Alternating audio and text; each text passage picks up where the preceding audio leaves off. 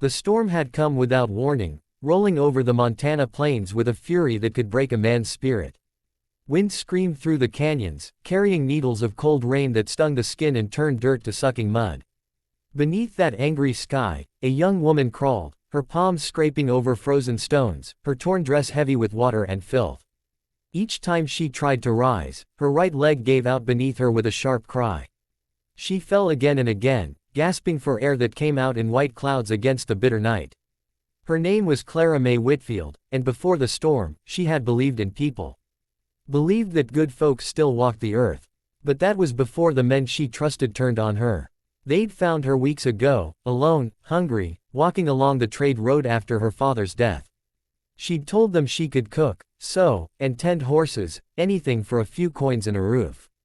They'd smiled, promised her safety, called her little sister. But when she slowed down from exhaustion one night, when her ankle twisted on a rocky trail, they'd laughed. "She's lame," one of them had said. "Can't keep up no more. Leave her," another spat. "She'll only drag us down." She'd begged them to wait, to give her a day, an hour, but their silhouettes vanished into the darkness, leaving her alone with nothing but a small sack of bread and a heart full of disbelief. The next morning, the storm came, as if the heavens themselves had turned their backs. Now, hours later, Clara crawled through the soaked prairie, her tears mixing with the rain. Her ankle burned, swollen twice its size. Her hair clung to her face, matted with mud. The prairie grass slapped against her arms as the wind pushed harder, and thunder rolled across the horizon like an approaching herd. She could taste blood where she'd bitten her lip. Every part of her screamed to stop, to just lie down and let the cold take her, but somewhere deep inside, a flicker of will refused to die. Her father's voice echoed faintly in her mind. "When the world kicks you down, girl, you don't beg. You crawl, you fight, you keep going till your last breath." So she crawled. The mud was slick, and twice she slid back down a slope, landing hard on her shoulder. Her fingers were numb, her body shaking uncontrollably. Somewhere to her left, wolves howled, close enough to send panic racing through her veins. She tried to pray, but her voice came out as a hoarse whisper. "God, please, don't let me die out here." She didn't know how long she had been moving, hours, maybe. The world had blurred into gray mist and darkness. Every muscle was failing. Just as her body began to sag in surrender, she saw it, a faint light flickering through the storm. At first, she thought it was a trick of the lightning, a cruel mirage. But then it moved, swinging slowly, glowing golden against the rain. A lantern. Her heart lurched. She blinked hard through the downpour, trying to focus. The light was real, hanging from what looked like the porch of a small house far across the field. A ranch house, maybe. Smoke rose weakly from its chimney, glowing faintly in the wind. Clara's heart pounded with desperate hope. "Help!" She tried to call out, but her throat was raw, her voice swallowed by the thunder. She tried again, clawing forward inch by inch. Pain screamed through her leg, but she kept going. She couldn't stop now. Not when salvation was just ahead. Her hands sank into the freezing mud, pulling her body forward like a wounded animal. Her breath came in sobs, her skin ghost pale beneath the bruises. The light seemed to move farther away every time she looked, but she refused to give up. Each pull, each drag of her body felt like lifting a mountain. The wind howled, the ground trembled with thunder. And then, just as she reached the edge of the fence line, her strength gave out. She collapsed face first in the slush, the taste of dirt and blood filling her mouth. Her vision dimmed, the world fading into black and white. Through the haze, she thought she saw a shadow move on the porch, a tall figure carrying the lantern. The glow grew brighter, closer. For one fleeting moment before everything went dark, Clara felt warmth touch her cheek. A man's voice broke through the storm, deep and startled. "Lord Almighty, what in heaven's name?" Then nothing. Only the sound of the wind, the rain, and the faint beating of a heart that refused to stop. Clara May had been left for dead. But on that cruel, frozen night, fate had other plans. When the storm reached its height, Eli Dawson stood at the window of his lonely ranch house, staring into the sheets of rain battering the land he'd once loved. The wind shrieked across the valley, rattling shutters and driving the cattle into uneasy circles. He should have gone to bed hours ago, but sleep hadn't come easy in years. Not since Mary, his wife, had died bringing their first child into the world. The child hadn't survived either, and with them had gone every trace of laughter from the old ranch. For 5 long years, Eli lived with ghosts, his wife's faded dress still hanging in the wardrobe, her Bible by the bedside.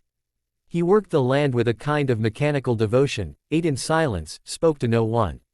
The ranch hands had drifted away, one by one, until only he and the wind remained. Folks in town said he'd gone strange, talking more to his horse than to people. But Eli didn't care. The silence was safe. Silence couldn't leave him. That night, however, something stirred in him, a restlessness he couldn't name. His horse, Buck, paced nervously in the stable, snorting as though sensing something out in the dark. Eli grabbed his lantern, muttering under his breath, "Easy, boy. Ain't nothing out there but ghosts and rain." But still, he stepped into his slicker and opened the door. The storm hit him full in the face, cold, biting, furious. He held the lantern high, shielding it from the wind, and began to walk toward the fence line. He didn't know why. Maybe it was instinct, maybe it was loneliness whispering that he wasn't the only lost soul out here tonight. Then, in the beam of the lantern, he saw it, something small and still lying by the fence. At first, he thought it was an animal. But as he drew closer, the shape shifted. A hand. A pale, trembling hand reaching weakly through the mud. "Lord Almighty," he breathed, dropping to his knees. It was a woman, young, barely alive, her face caked in dirt and rain. Her clothes were torn, her skin bruised, and one leg twisted badly beneath her. Her lips moved faintly, but no sound came out. Eli felt his chest tighten. "Miss, can you hear me?" Her eyes fluttered open for a second, blue, frightened, unfocused. "Please, don't hurt me again," she whispered. Eli froze. The words cut through the storm sharper than lightning. He'd seen pain before, outlaws, beaten drifters, broken men, but never something like this. Whoever she was, someone had done her wrong. He lifted her carefully into his arms, her head falling against his chest. She was light as a bird and cold as ice. Inside, he laid her near the fireplace, stripping off his soaked coat and tossing it over her trembling form. He stoked the fire until the room glowed gold, steam rising from her wet hair. For a long while, he just knelt there, unsure what to do. He hadn't touched another human in years. Finally, he moved with gentle care, fetching warm water, cleaning the mud from her face and hands, cutting away the torn hem of her dress to tend the swollen ankle. She moaned softly when he touched it. "Easy there," he said, voice rough but kind. "Ain't gonna hurt you. You're safe now." He found broth in the pantry, warmed it, and spooned a little between her cracked lips. At first, she didn't respond. Then, with a faint sound, she swallowed. A fragile flicker of life returned to her face. When dawn broke, the storm had passed. Sunlight filtered through the rain-streaked window, turning the room into a wash of gold and silver. Clara stirred beneath the quilt, blinking against the light. She winced when she tried to move. Where am I?" Eli looked up from where he was mending the fire. "You're on Dawson Ranch, miss. Found you near my fence last night. You near froze to death." Her gaze darted around, confusion mixing with fear. You're not one of them." "One of who?" "The men, they left me." Her voice cracked, trembling. "Said I was lame. Said I wasn't worth the trouble." Eli's jaw tightened. He stared into the fire for a long moment before speaking. "No, ma'am, I ain't one of them. You're safe here." She hesitated, studying his weathered face, the deep lines, the gray at his temples, the sadness that hung on him like an old coat. "Why'd you save me?" she asked softly. He set the poker down and met her eyes. "Because I know what it's like to wish someone had." The words hung in the air, raw and real. Neither spoke for a while after that. Outside, the land was quiet, washed clean by the rain, the world somehow softer. Inside, for the first time in years, warmth flickered through the old ranch house. And in that silence, something in both their hearts began to thaw. Weeks passed on Dawson Ranch, and the once lifeless house began to hum with a quiet vitality. Clara's ankle healed slowly, but she adapted with the crutch Eli had carved for her. Her movements were careful, tentative at first, but each day she gained strength. She cooked over the wood stove, fed the chickens, and helped tend the few horses Eli kept. Her laughter, soft and hesitant at first, began to echo through the barn and halls of the ranch, carrying with it a warmth Eli hadn't felt in years. The animals seemed to sense her presence, too. The horses nuzzled her gently, the dog curled by her feet, and even the cattle lingered in the pasture longer when she was nearby. Eli watched all this quietly, from a distance at first, unsure if he had the right to hope for companionship again. He had been alone so long that the thought of having someone depend on him again was almost frightening. Yet every time Clara looked at him, smiled, or winced in pain and allowed him to help, his heart thudded in a way it hadn't in a decade. One chilly morning, as frost clung to the edges of the wooden fence, Clara was repairing a gate near the far pasture when movement caught her eye. A cloud of dust and the faint sound of horses' hooves heralded approaching riders. Her chest tightened. Her first thought was fear. Those same men who had left her to die might have come back. She gripped her crutch tightly, her knuckles whitening. "Eli," she called out, her voice trembling. There are men coming." Eli appeared at her side instantly, his expression hardening. His hand rested on the butt of the rifle he carried for the ranch, and his eyes scanned the horizon with a sharp intensity that Clara hadn't seen before. He didn't ask questions. He simply knew. The men rode closer, laughing and shouting, the unmistakable arrogance of cowards who thought the world was theirs to trample. They called out over the wind, mocking, taunting, asking about the lame girl who'd been left to die. Clara's stomach turned, but she stayed silent, trusting Eli. Eli swung onto his horse, moving to intercept them. His tall frame radiated authority, and the power in his eyes made the riders pause. "Ain't no lame girl here," he said, his voice low and cold. "Just a woman who survived what you couldn't kill." The men hesitated, sensing the strength behind Eli's words. They had expected fear, submission, weakness, but they were met with steel. Slowly, the sneers faded into uneasy murmurs. Realizing they had underestimated him, they reluctantly turned their horses, muttering threats that held little weight against the rancher's resolve. When the dust cleared and silence returned to the ranch, Clara sank to her knees, trembling. Tears of relief streamed down her face. Eli dismounted and approached her, placing a firm, comforting hand on her shoulder. "You're safe now," he whispered. "No one's coming back for you." Clara looked up at him, her eyes shimmering with a mixture of gratitude and disbelief. "You saved me, twice," she said softly. "First from the storm, and then from them. From everything that tried to break me."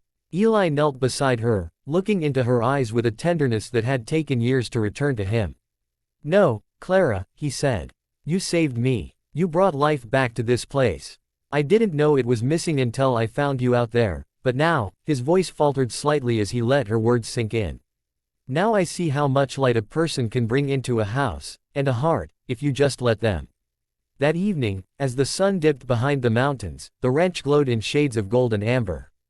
Clara and Eli sat near the fire, sharing stories of the past and tentative dreams of the future. The wind whispered outside, but inside the walls of the ranch, warmth and safety wrapped around them like a thick quilt.